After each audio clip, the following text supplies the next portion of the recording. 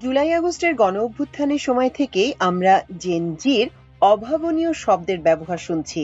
Gen জি ও gen Z প্রজন্ম দেশের সবচেয়ে জনপ্রিয় সরকার প্রধান ডক্টর মোহাম্মদ ইউনূসকে সম্বোধন করে পুকি ইউনূস বা পুকি আঙ্কেল হিসেবে।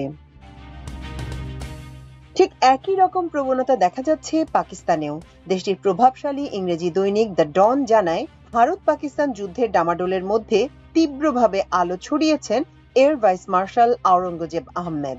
এই সামরিক মুখপাত্র হয়তো কখনো কল্পনাও করতে পারেননি মাত্র কয়েকটি সংবাদ সম্মেলন দেশের তরুণ প্রজন্মের কাছে তাকে এতটা জনপ্রিয় করে তুলবে।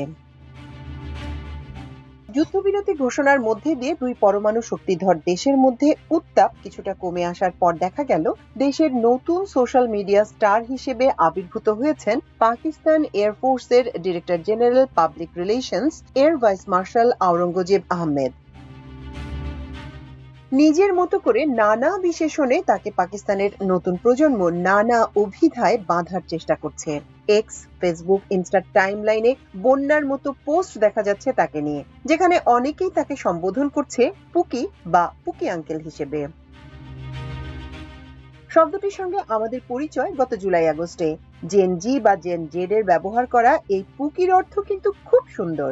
শব্দটা শুনতে অনেকটা কুকি বা বিস্কুটের মতোই, খুব আপন, খুব কাছের, খুব আদরের মানুষকে ডাকার জন্য শব্দটি ব্যবহার করে নতুন প্রজন্মের ছেলেমেয়েরা। আরেকটি শব্দ অরা। এক এক্স ব্যবহারকারী লিখেন, আওরঙ্গজেবকে বর্ণনা করতে হলে একটা আবহ তৈরি করতে হয়, পাশে আগুনের ছবি দেয়া। অক্সফোর্ড ডিকশনারিতে অরার অর্থ এমন একটা অনুভূতি বা বিশেষ গুণ যা লক্ষ্য করা খুব সহজ এবং মনে হয় যে এটি কোনো ব্যক্তি বা স্থানকে ঘিরে রয়েছে। জেন জেড এই শব্দ তাকে অভিহিত করতেই ব্যবহার করে যাকে তারা আত্মবিশ্বাসী, নম্র ও শান্ত স্বভাবের মানুষ বলে মনে করে।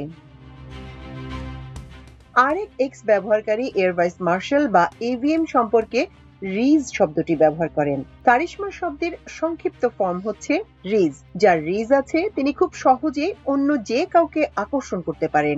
এই এক্স ব্যবহারকারী লেখেন, পুরো যুদ্ধ এবং যুদ্ধ পরবর্তী আলোচনা ডুড আওরঙ্গজেবের রিজ বা ক্যারিশমাতে ছিনতাই হয়ে গেছে। জেন জেডের লিঙ্গ বা ভাষায় ড্রিপ শব্দটির অর্থ স্থির, স্টাইলিশ বা ফ্যাশনেবল লুকের ব্যক্তি। কারো সার্বিক চেহারা, শারীরিক কাঠামো, পোশাক পরিচ্ছদ সব মিলিয়ে সুপুরুষ বা সুদর্শনা সম্পর্কে শব্দটি ব্যবহার করা হয়।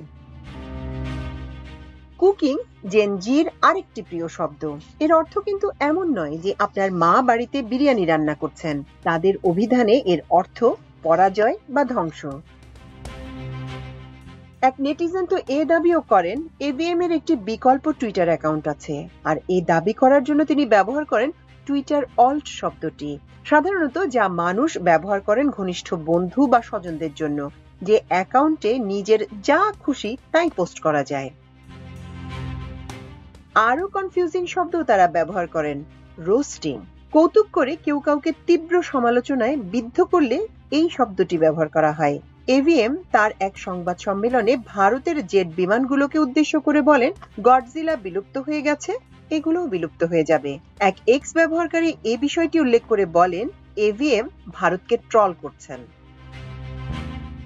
ট্রল শব্দটা অবশ্য আমাদের সবারই এখন কম বেশি পরিচিত। এর আর আলাদা করে ব্যাখ্যা করার কোনো প্রয়োজন নেই। সিম্প শব্দটির অর্থ মনোযোগ, উদ্বেগ এবং অন্যদের থেকে আলাদা কোনো ব্যক্তি। এভিএম কে ব্যাখ্যা করা হয়েছে তেমনি ব্যতিক্রমী এক ব্যক্তি হিসেবে। ভারত পাকিস্তানের মধ্যে যুদ্ধ বা যুদ্ধাবস্থাটি দু দেশের ঝুলিতে নতুন অনেক অভিজ্ঞতাকে যুক্ত করেছে।